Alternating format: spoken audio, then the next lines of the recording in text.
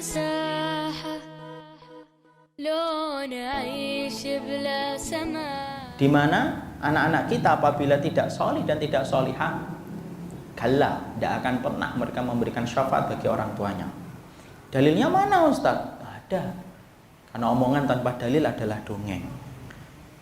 Dalilnya berdasarkan keumuman hadis yang disampaikan dalam riwayat Imam Ahmad dari Abu Hurairah radhiyallahu anhu. Jadi kemudian Rasulullah menyampaikan kepada kita satu peristiwa yang nanti akan pasti terjadi pada waktu hari kiamat ketika masing-masing kita ini dihisab oleh Allah. Jadi anak-anak itu ketika dihisab, anak-anak ini ketika anak kita menjadi solih Pak, dan anak kita menjadi solihah, maka indikator keimanan pada waktu di akhirat itu indikatornya apa? Ketika mereka ringan hisabnya. Fasawfa yuhasabu hisabai yasira. Jadi kalau kita ingin melihat ini orang beriman nih, gampang. Hisabnya ringan, cepat. Itu orang yang beriman. Makanya tanda orang fasik ketika di akhirat itu apa? Buka di dalam akidah Thahawiyah. Abu Ja'far At-Tahawi berkata, indikator fasiknya seseorang ketika di hari akhirat itu adalah hisabnya lama dan dia didebat oleh Allah ketika dihisab.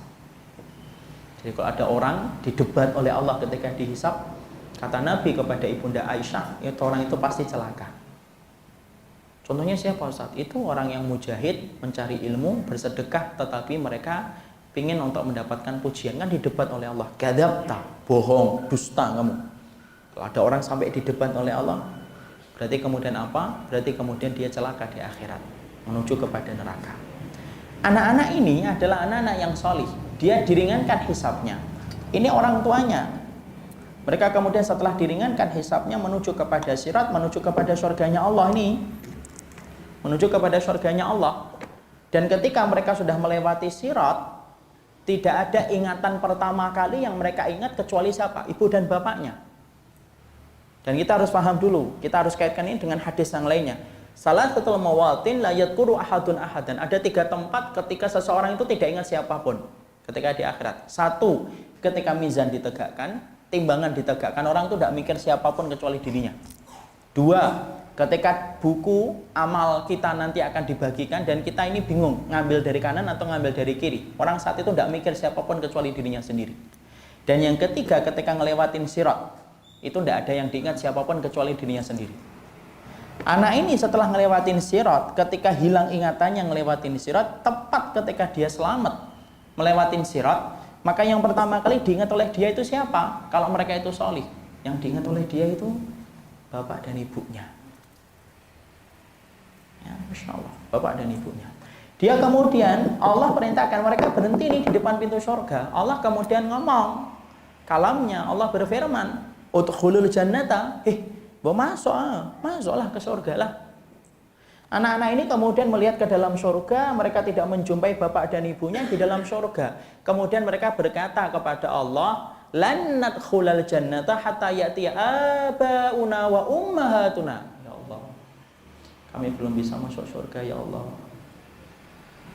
karena kami belum bertemu dan berjumpa dengan orang tua kami. Kemudian Allah berfirman kembali yang kedua kalinya, udkhulul jannata, mbok kamu itu masuk ke dalam surga. Lalu kemudian anak-anak ini kemudian berkata kembali, ngulang jawaban yang sama, lan nadkhulal jannata hatta ya'tiya abauna wa ummahatuna. Ya Allah, kami tidak bisa masuk surga ya Allah sebelum kami berjumpa dengan ibu dan bapak kami. Suf, bapak. Yang dia tunggu bapak dan ibunya. Kalau kita kececer di belakang, anak yang solih itu nunggu kita di depan pintu surga. Di depan pintu surga Pak, bukan di depan mall Pondok Indah. Di depan pintu surga. Nungguin ya. Kemudian setelah 2 kali mereka tidak bergegas untuk masuk ke dalam surga, kemudian Allah berkata, mali arahu muhbantiin. Loh, kenapa sih orang tuamu tuh di belakang nih, masih dihisab nih, dosa-dosanya dan kemaksiatannya ini masih di belakang. Kamulah masuk ke dalam surga. Dan kemudian akhirnya anak itu tetap tidak mau masuk surga. Allah kasih izin untuk dia supaya memberikan syafaat. Dan ternyata syafaat Pak, bukan hanya dari Nabi, bukan dari Al-Baqarah saja, bukan dari Ali Imran saja, bukan dari teman yang solih. Anak yang solih pun memberikan syafaat.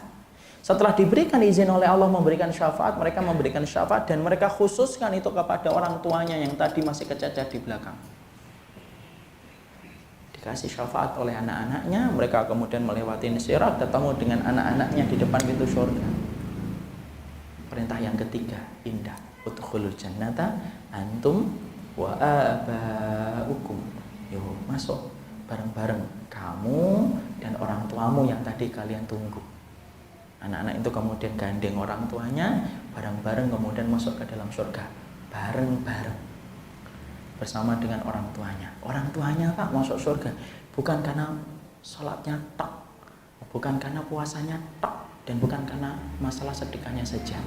Tapi ternyata orang tuanya itu memasuki surga karena syafaat anak-anaknya yang solih, sampai mereka itu mendapatkan kedudukan surga karena syafaat dari putra dan putri mereka yang solih dan solihah. Pak. Ya Pak. Masya Allah Pak. Makanya kalau saya itu kemudian dilihatin gitu, ada teman saya anaknya ganteng, ya biasa. Anaknya gagah, harus biasa banget. Cantik, ya biasa juga. Kemudian pinter, biasa. Tapi kalau saya melihat ada seseorang teman saya, anaknya sholih, anaknya sholihah, iri saya. Ghibtoh itu iri yang diperbolehkan. Hasad saya. Hasad yang diperbolehkan namanya ghibtoh. Kenapa? Saya mikirin Masya Allah ini luar biasa. Ya, kenapa? Karena separuh perjalanan bapak dan ibunya akan ditanggung oleh putra dan putrinya kalau mereka itu sudah sholih dan sholihah. Masya Allah. Makanya Pak, kalau anak-anak kita tidak pinter, maklumi Pak. Karena memang Allah membagi akal itu sebagaimana Allah membagi hujan. Ada yang pinter, ada yang enggak. Kita marah-marah sama anak, Bak 3 bulan enggak hafal-hafal. Nanti anaknya jawab lagi, masih mending Bi 3 bulan, habis seumur hidup enggak hafal-hafal.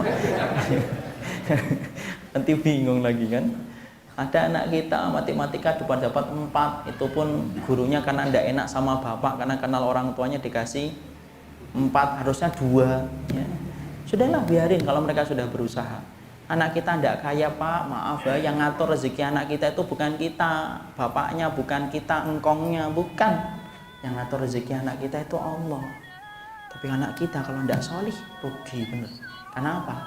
Kita berarti tidak punya tabungan yang bisa nungguin kita di depan pintu surga kalau kita menjadikan anak kita menjadi anak akhirat.